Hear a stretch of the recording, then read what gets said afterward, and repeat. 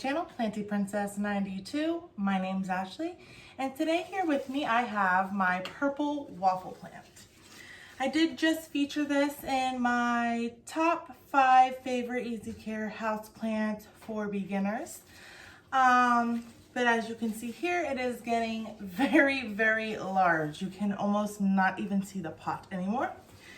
And if we look at the bottom, it's time to repot. Now this is a very, very thirsty plant. I believe it's a thirsty plant anyways, but I feel like it's a little more, I find myself watering it more than I should be because I think there is too much roots for the amount of soil that's in the pot.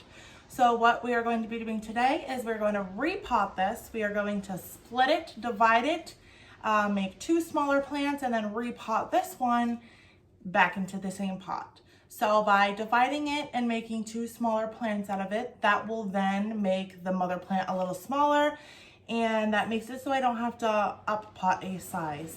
This plant does sit in the windowsill right behind me, so although it can get this big, if it got any larger, it really wouldn't fit in that area. So my goal is to try to keep it and maintain it at a size no bigger than this, so that way I can keep it in the location behind me, especially because it does very, very well there, as you can see.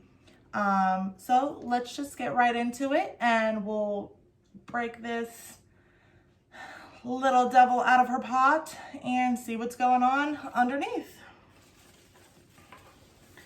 Now, every time I do repot, I definitely always check out the roots. I cut anything off that is dead, decaying, or looks the least bit unhealthy, especially if I have a significant root system. Anything that is on the verge of dying, I cut it off. I also go around the foliage and I trim up the foliage. I get rid of any dead or decaying leaves.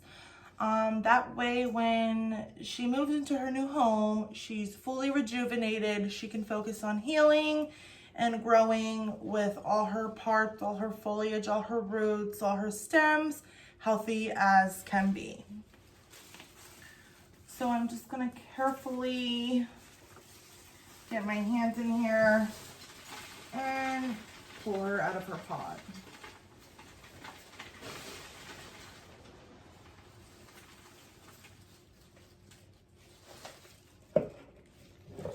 So that's just what I thought. It's not too bad, but you can see there are roots everywhere. This is going to be a task. What I'm going to do actually is put a garbage bag down on the table. That way I can do this inside a garbage bag. So I will be right back. So I am just first going to set this down inside the garbage bag. I'm going to start by trimming off any dead or, decaying foliage that I see. These are really quite easy. They really just pinch right off, like where the stem and the leaf meet. You can really just pinch them right off. They're super easy to come off. But if you want a more clean cut, you can use sterilized shears, sterilized knife, sterilized scissors, whatever you prefer, whatever's easiest for you. Now there shouldn't be much on here except for maybe at the base, because I do quite frequently, since I'm always watering this plant, I do always pick off whatever's dead or yellowing or on its way out.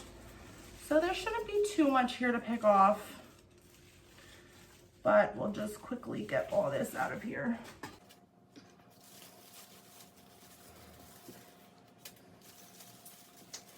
Great plant to have. Easy care, grows fast, and it really has a lot of nice colors to it.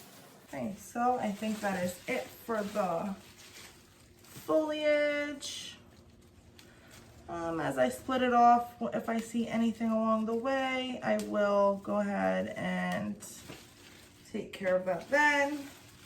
But right now I really just wanted to get what was at the base, so that way all that dead stuff doesn't get mixed in with any soil I decide to reuse. And we're good to go. So because this is so big, it's going to be kind of hard to do. I'm just going to start at the bottom. I'm just going to start, loosening it up here. Try my best. Because it has a lot of roots, it's okay. These roots are very thin, so there is going to be a lot that breaks off. but there's not much we can do about that.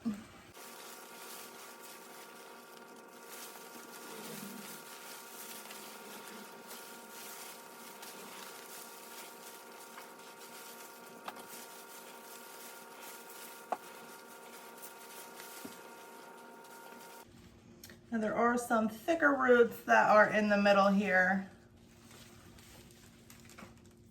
You can see that. I don't want to put it over right in my hand here. I'll give you a little closer look once I get this all apart. I am kind of just basically ripping through it a little bit because, I mean, the leaves are so thin. The roots are so thin, there's no way, there's no avoiding kind of breaking through a lot of these. And I'm really not sure how this plant divides up here. I repotted this once, but I didn't take it apart. I just kind of took it out of its old pot, loosened up the root ball and put it in another pot. So I don't really know like if there's more than one plant in here or how the plant connects at the bottom. So this we will find out in just a few moments.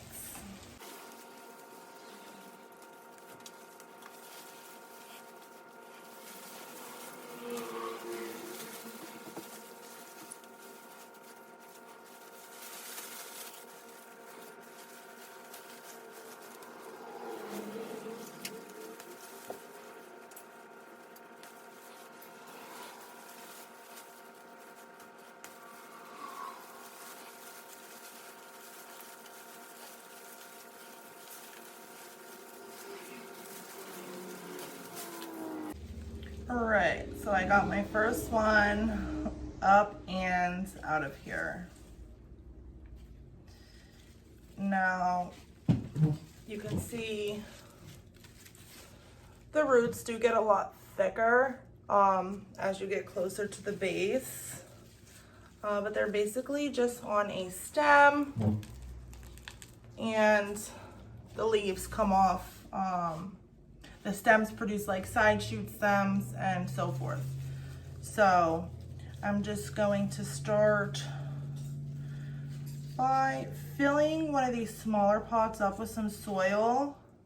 Now, because there's so many broken roots in this soil, I am going to try to use all fresh soil if I have enough. I may end up having to throw a little old soil back into the mother plant because that will be the one I do last since it's the biggest pot. But we'll see what we have and we'll decide. For the soil, because this is such a thirsty plant, I did make my own mix. I have your standard potting soil, just Miracle-Gro. And then I did throw some perlite and orchid bark in the mix just to air it out a little bit, as well as a handful of sphagnum just to keep a lot of that moisture retained since it does like a lot of water. So I'll start by, we'll see, I think this will be enough for my first plant. We'll fill up the bottom here, place her in. You definitely want to make sure you compact that soil a little bit, but don't push it down because you don't want it to be so compact that it prevents any drainage or suffocates the roots. So you just want to tap it, make sure it is as far down as it, needs to go. Place the plant in. And then fill up around the sides. Always want to make sure when you're potting plants that you leave a lip without any soil. That way when you water, it doesn't overflow onto the sides. Now this looks a little sparse. I want to add one more stem into there. It will perk up like this a little more once I water it, but these plants just look better when they're nice and full. So I will find another little piece that I can get out of here. Let's see, this one right here maybe. Yep, this should be good.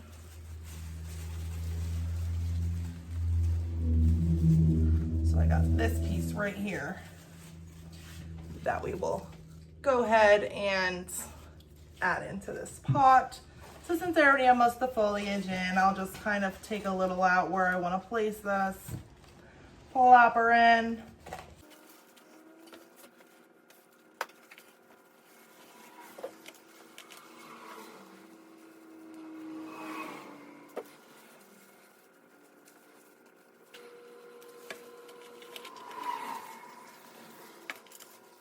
I didn't like the way that was sitting, so I have to rearrange this whole thing.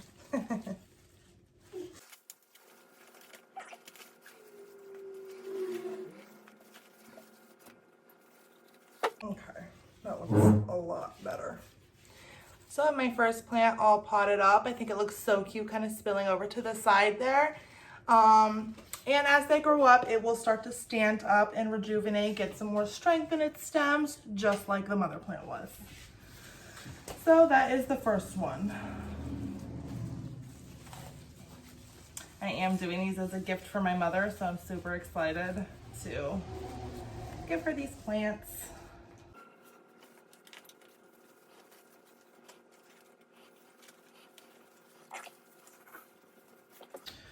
All right, now I have to grab a couple more out for the second pot.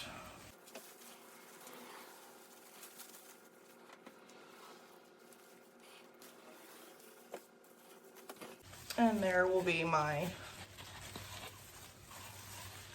second plant. That looks cute. So again, I'm just gonna put a tiny bit of soil in the bottom just so that the roots aren't already starting to poke out. I'll place it where I want it. I'll fill it up around the sides. And I will have plenty of fresh soil. That way I don't have to use any of the old stuff, which is really, really nice.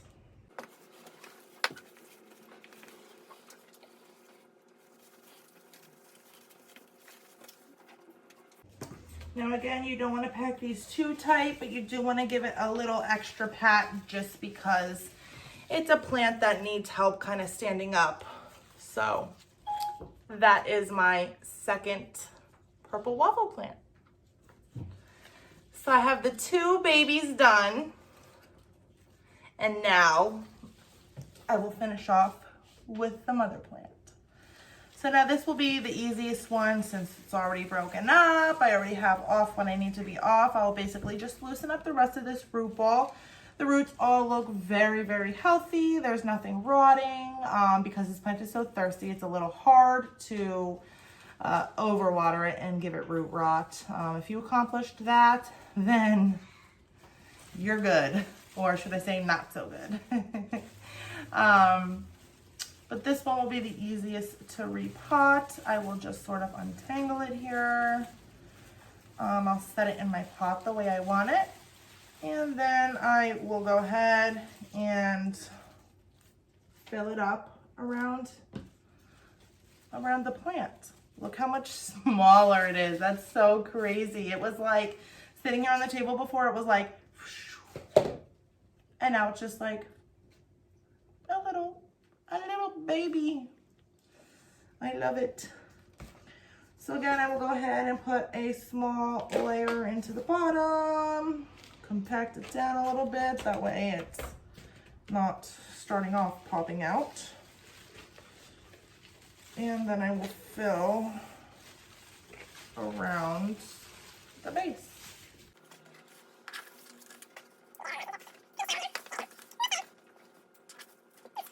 This is why I like Aleka, because when you spill, it's so much easier to clean up.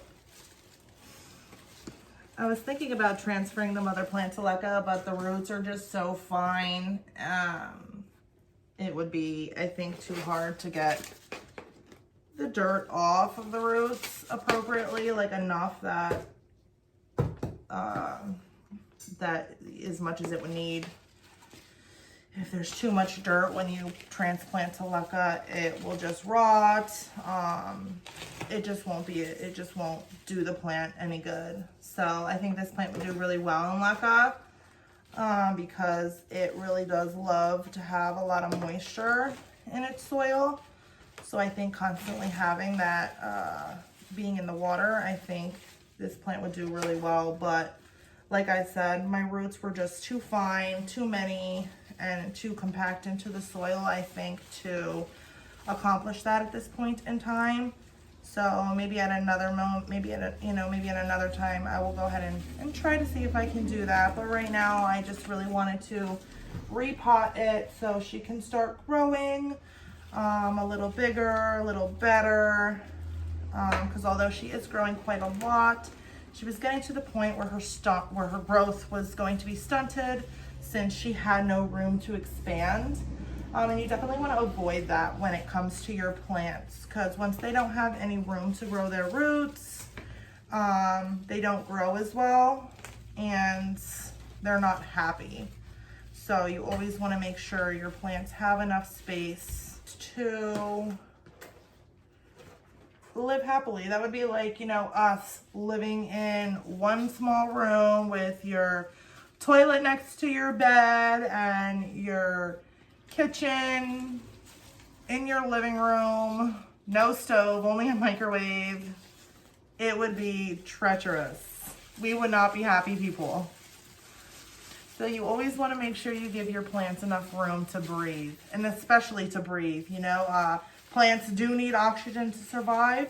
So when they're all jumbled up in their pot, that prevents them from getting the proper amount of air circulation they need. It prevents them from getting the proper amount of oxygen they need. And it also does prevent them from getting the amount of water they need too. The more roots that grow, it kind of pushes the soil out. And I always find it so funny, like, where does the soil go? I never see a pile of soil laying on my counter or my windowsill or where I have the plant placed.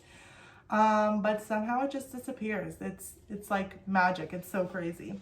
But yeah, so you want to make sure your plants, you know, you want to always make sure you're checking if they're root bound. Some plants do like to be a little more root bound, as this one does actually.